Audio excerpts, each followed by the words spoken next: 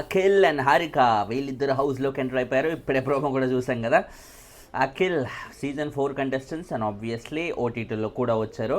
And Harika 4th contestant, obviously top 5లో కూడా వచ్చేసింది. సో వీళ్ళిద్దరూ ఈ వారం అయితే వచ్చారన్నమాట. టికెట్ ఫినాలే సంబంధించి టాస్క్లు అనేవి వీళ్ళు సంచాలకులుగా ఉండే దే విల్ మానిటర్ అనమాట. ఎలా ఉన్నారు ఏంటి అనేది, ఎవరి కరెక్ట్ ఏంటి అనేది దాని ప్రకారంగా ఒక డెసిషన్ తీసుకోవడానికి ఇదైతే. ఎందుకంటే టికెట్ ఫినాలే చాలా కీ కాబట్టి చాలా చాలా వెరీ వెరీ ఇంపార్టెంట్ కాబట్టి డైరెక్ట్ ఫినాలేకి తీసుకెళ్తుంది. కాబట్టి ఇలాంటి టైంలో ఇంట్లో ఉన్న సంచాలకుల మీద డిపెండ్ అయ్యి అన్నెసరీ రప్చర్ చేసుకొని రాంగ్ డెసిషన్స్ తీసుకునే కంటే కూడా ప్రాపర్గా వాళ్ళని మానిటర్ చేయడానికి సపరేట్గా ఉండాలనే ఉద్దేశంతో వీళ్ళిద్దరిని హౌస్లో తీసుకొచ్చినట్టుగైతే తెలుస్తుంది. మరి వీళ్ళిద్దరూ ఓన్లీ ఇనీషియల్గా ఒకరోజు మాత్రమే ఉంటారా, లేకపోతే త్రూ అవుట్ ఉంటారా? ఎందుకంటే ఒక్కొక్క రోజు ఒక్కొక్కరిని తీసుకొస్తారేమో అన్నట్టుగా నాకు ఎందుకో అనిపిస్తుంది. సో అలా కాకుండా వీళ్ళిద్దరికే ఈ బాధ్యత అప్పగించారని చూడాలన్నమాట. యాజ్ ఆఫ్ నో చూసుకుంటే రోహిణి ఆల్రెడీ కంటెండర్ అయిపోయినట్టుగా లీక్ అయితే వస్తుంది. As per the leak Rohini is already the contender and విష్ణుకి సమ్ ఇన్ఎలిజిబిలిటీ అన్నట్టుగా సమ్ ఏదో వచ్చిందంట. దాని గురించి క్లారిటీ ఏంటని తర్వాత చూసుకుంటే ప్రస్తుతానికి Rohini definitely eligible to be one of the contender ఏంద్రాబాయ్. టాప్ 5లో ఖచ్చితంగా తను ఉండాలి. ఎందుకంటే ఖచ్చితంగా కన్ఫర్మ్ అయిన ప్లేసెస్ ఏంటి టాప్ 5లో? గౌతమ్, నిఖిల్ వీళ్ళిద్దరిది మాత్రమే కన్ఫర్మేషన్ ఉంది. Shocking actually. ప్రేరణకి, నబిల్ కూడా మిగతా 3rd and 4th పొజిషన్స్లో వాళ్ళని కన్సిడర్ చేయొచ్చు కదా అంటే ఇప్పుడు వాళ్ళని కూడా కన్సిడర్ చేయలేని పరిస్థితి వచ్చేసింది. ప్రేరణకి ఓ రీజనబుల్ మాదిరి ఓటింగ్ అని ఉంది, కానీ నబిల్ ఈజ్ కంప్లీట్లీ అవుట్ అంతే. తను 4thలో కూడా పర్ఫెక్ట్గా పక్కాగా 4thలో ఉంటాడని చెప్పలేని ఒక ఓటింగ్లో ఉన్నాడనమాట. సో నబీల్ ఇంకా ఆయనని మర్చిపోవచ్చు మనం. ఆయన ఆడే ఆట తీరు కూడా అలాగే ఉంది. నిన్న అయితే మరీ జోకర్ లాగా బిహేవ్ చేశాడు. ఏంతో నబీల్ అంటే ఒక స్వాగ్ రా, ఒక ఊర నాట్రా, తెలంగాణ పవర్ రా అంటూ ఈ రేంజ్లో అందరూ ఎలివేషన్లు ఇచ్చుకుంటే ఈయన తీరా అటు తిరిగి కమెడియన్ లాగా అయితే మారిపోయాడు అనమాట. లాస్ట్ సీజన్లో అశ్వత్థామ అని గౌతమ్ అంటే ఎంత కామెడీగా అనిపించిందో నిన్న జరిగిన నామినేషన్స్లో మన నబీల్ బిహేవ్ చేసే తీరు కూడా అదే కామెడీ అనిపించింది. గౌతమ్ లాస్ట్ సీజన్లో కమెడియన్ అయిపోయి ఈ సీజన్లో సూపర్ స్టార్ అయిపోయాడు. అండ్ నబీల్ ఈ ఫస్ట్ 5 వీక్స్లో సూపర్ స్టార్ అయిపోయి ఇప్పుడు కమెడియన్ అయిపోయాడు అనమాట. జీవితం చూడండి, ఎప్పుడు ఎవరిని ఎలా మారుస్తుందో తెలియదు, ఎప్పుడు ఎవరు జనాలకి ఎలా కనబడతారో తెలియదు, అలా అయిపోతారనమాట. బళ్ళు ఓడలవచ్చు, ఓడలు బళ్ళు అవ్వచ్చు. ఎనీవే చూసుకుంటే మొత్తానికైతే Nabeel is out of the race అన్నట్టుగా చెప్పొచ్చు. మరి టాప్ 5లో ఉంటాడా లేదా అనేది కూడా ప్రస్తుతానికి ఇంకా డౌట్గా చెప్పాల్సిన పరిస్థితి. కాబట్టి నిఖిల్ అండ్ గౌతమ్ వీళ్ళిద్దరు ఓటింగ్ మాత్రమే కన్ఫర్మ్డ్గా మనకి మ్యాక్సిమం ఓటు ఉంది అని అనుకున్నప్పుడు ఇలాంటి వాళ్ళకి ఖచ్చితంగా ఛాన్స్ ఉంటుంది. మన అవినాష్ లాంటి వాళ్ళకి, రోహిణి లాంటి వాళ్ళకి, కమెడియన్స్కి కూడా ఈసారి టాప్ 5లో ఛాన్స్ ఉండే అవకాశం అయితే ఫుల్గా కనిపిస్తుంది.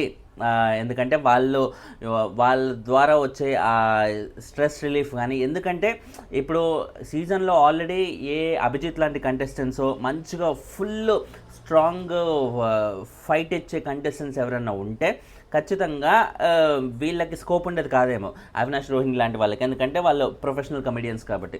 కానీ సీజన్లో అంత బీభత్సంగా ఉండే కంటెస్టెంట్స్ ఎవరు లేరు.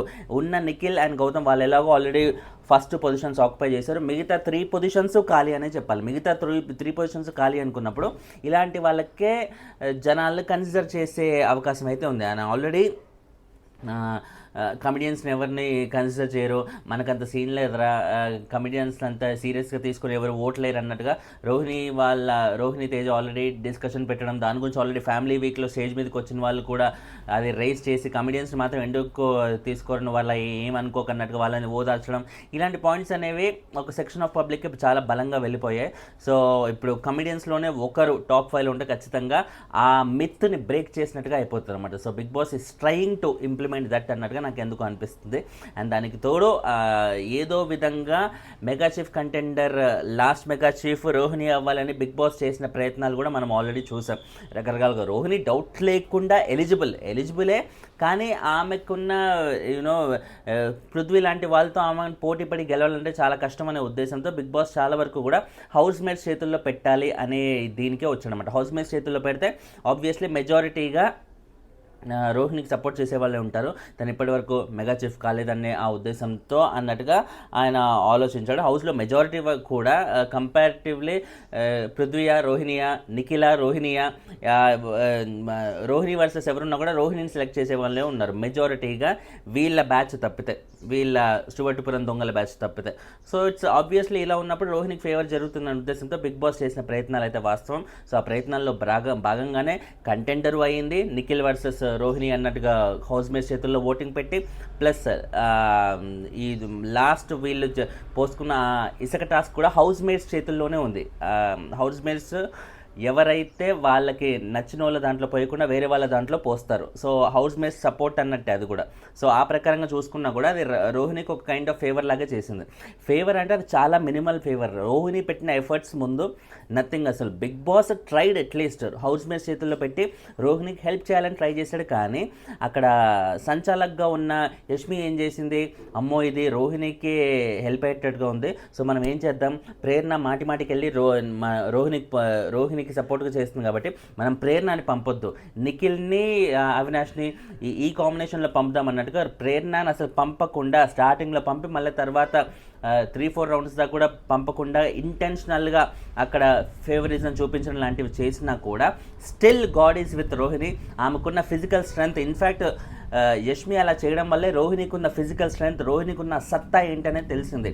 ఎవరైతే నువ్వేం చేయలేవు, నీకు అంత సీన్ లేదు, నీ నీ నీ బాడీ అంతా సపోర్ట్ చేస్తా ఫిజికల్ టాస్క్ అనే విధంగా బాడీ షేమింగ్ చేసిన పృథ్వీ లాంటి వాళ్ళ మీదే గెలిచి తను అయ్యింది. సో తను సత్తా ఏంటో ప్రూవ్ చేసింది. తను ఈ మెగా చీఫ్ అవ్వడానికి కంప్లీట్గా అర్హురాలు అన్నట్టుగా ప్రూవ్ చేసుకుంది. అప్పటి నుంచి రోహిణి గ్రాఫ్ జమ్మన అలా రైజ్ అయింది. అలా రైజ్ అయిన టైంలో, ఇలాంటి టైంలో రోహిణి మేబీ నామినేషన్స్లోకి వచ్చినా సేవ్ అవుతుందేమో, కానీ అంత రిస్క్ బిగ్ బాస్ ఈ స్టేజ్ ఆఫ్ గేమ్లో తీసుకునే అవకాశం అయితే లేదు. కాబట్టి ఇప్పుడు ఈ టికెట్ టు ఫినాలే కూడా తన చేతిలో వచ్చేస్తే మాత్రం డౌట్ లేకుండా తను టాప్ 5లో ఉంటుంది. టాప్ 5లోకి వచ్చాక తను ఎప్పుడు ఎలా వెళ్ళిపోయినా కూడా పెద్ద ఫరక్ అయితే పడదు. ఎందుకంటే 5th కంటెస్టెంట్ వెళ్ళిపోవడానికి, అంటే టాప్ 5th కంటెస్టెంట్ వెళ్ళిపోవడానికి, ఫస్ట్ కంటెస్టెంట్ వెళ్ళిపోవడానికి కొన్ని గంటల తేడానే ఉంటుంది. కాబట్టి ఆ గంటలు ఎవరు కన్సిడర్ చేయరు. టాప్ 5 లాస్ట్ డే వరకు అయితే తను ఉంటుంది. తద్వారా కమెడియన్స్కి కూడా బిగ్ బాస్లో చోటు ఉంటుంది, వాళ్ళు కూడా టాప్ 5లో ఉండొచ్చు అని ప్రూవ్ చేసిన కంటెస్టెంట్స్ వీళ్ళు అవుతారు. రోహిణి అవినాష్ లాంటి వాళ్ళు అవుతారు. రోహిణి అవినాష్ తేజ కూడా అవుతాడు అన్నట్టుగా బిగ్ బాస్ ఎందుకో he's trying to do it అన్నట్టుగా తెలుస్తుంది. ఎందుకంటే అక్కడ ఆల్రెడీ క్లియర్ వేకెన్సీ అయితే ఉంది. 3 పొజిషన్స్ వేకెంట్ ఉన్నాయి, 3rd, 4th, 5th. ఆ 3 పొజిషన్స్లో ఎవరిని ఫిల్ చేస్తారు? ప్రేరణ, నబీల్ అనుకుంటే ప్రస్తుతానికి వాళ్ళకంత ఓటింగ్ వచ్చే పరిస్థితి అయితే లేదు. ప్రేరణ ఎంతో కొంత పర్లేదు, ఆమెకు ఓటింగ్ వస్తుంది అనుకున్నా కూడా నబీల్కి అయితే అస్సలు లేనే లేదు. సో డౌట్ లేకుండా వేకెన్సీ అయితే ఖచ్చితంగా ఉంది టాప్ 5లో. ఆ వేకెన్సీలో ఈ రోహిణి లాంటి వాళ్ళు, అవినాష్ లాంటి వాళ్ళు, లేకపోతే తేజ ఇలాంటి వాళ్ళతో ఫిల్ చేసే అవకాశం ఉన్నట్టుగా నాకు ఎందుకు అనిపిస్తుంది. ప్రస్తుతానికి ఈ టికెట్ ఫినాలే సంబంధించి రోహిణి అయితే కంటెండర్ అయితే అయిపోయింది.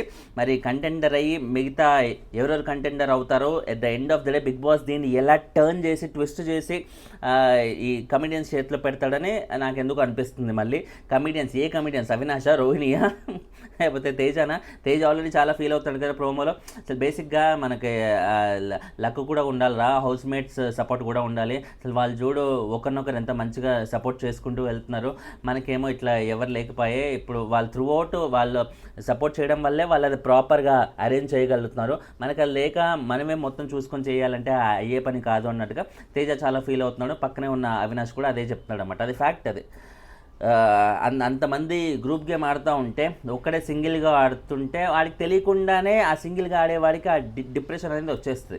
ఆ డిప్రెషన్లో భాగంగానే మనం సాడ్గా ఫీల్ అయినట్టుగా నాకు తెలుస్తుంది అన్నమాట. సో ఇలా సాడ్గా ఫీల్ అవుతే అట్లీస్ట్ అది ఏ రేంజ్లో బిగ్ బాస్ కన్సిడర్ చేస్తారు. ఇప్పుడు తేజ కంప్లీట్గా డిస్క్వాలిఫై ఈ టాస్క్ నుంచే డిస్క్వాలిఫై అయిపోయా, టికెట్ ఫినాల్ టాస్క్ నుంచే డిస్క్వాలిఫైడ్, లేకపోతే only one of the sub టాస్క్లో డిస్క్వాలిఫైడ్ అనేది ప్రస్తుతానికి చూడాలన్నమాట. ఫైనలీ ఎవరు టికెట్ ఫినాలి గెలుస్తారు అనేది చాలా ఇంట్రెస్టింగ్గా ఉండబోతుంది. ఎందుకంటే గౌతమ్, నిఖిల్ లాంటి వాళ్ళకి ఎలాగో అవసరం లేదు, వాళ్ళకి డౌట్ లేకుండా క్లియర్ ఓటింగ్ ఉంది కాబట్టి ఫస్ట్ 2 పొజిషన్స్ వాళ్ళ చేతుల్లో రిజిస్ట్రేషన్ కూడా అయిపోయింది కాబట్టి 3rd, 4th, 5th పొజిషన్స్కి మాత్రమే టికెట్ ఫినాలి ఎవరు విన్ అవుతే వాళ్ళు చాలా అదృష్టవంతులు అని చెప్పాలి. ఎందుకంటే మిగతా 3 పొజిషన్స్ కంప్లీట్లీ ఖాళీ ఉన్నాయి కాబట్టి ఈ రేంజ్లో కంప్లీట్లీ ఖాళీ ఉండడం అనేది నాకు తెలిసి బిగ్ బాస్ హిస్టరీలో, తెలుగు బిగ్ బాస్ హిస్టరీలో ఇదే ఫస్ట్ టైం. ప్రతిసారి ఒక అంచనా వేయడానికి ఉంటుంది. టాప్ 5లో ఒక నలుగురు పొజిషన్స్ అయితే కన్ఫామ్ రా, ఐదుగురు పొజిషన్స్ కూడా కన్ఫామే, ముగ్గురు పొజిషన్స్ అంటే డౌట్ లేదు అన్నట్టుగా ఉండేది ప్రతిసారి. ఈసారి ఇద్దరు పొజిషన్స్ మాత్రమే కన్ఫామ్, మిగిలిన 3 పొజిషన్స్ ఖాళీ. Let's wait and say 3 positions ఎవరు విన్ అవుతారో, టికెట్ ఫినల్ ఎవరి చేతిలోకి వస్తుంది అని. ఎవరి చేతిలోకి వస్తే బాగుంటుంది మీరు అనుకుంటున్నారు కింద కమెంట్ అయితే చేసి చెప్పండి. ఛానల్ని సబ్స్క్రైబ్ చేయండి, లైకులు కొడుతూ ఉంటే వీడియోలు ఎక్కువ మంది కనపడతాయి మాస్టర్. సెకండ్ పడతారు లైక్ కొట్టడానికి, ఆ సెకండ్ నా కోసం వెచ్చించలేరా చెప్పండి, కొట్టన్నమ్మా ప్లీజ్. బాయ్.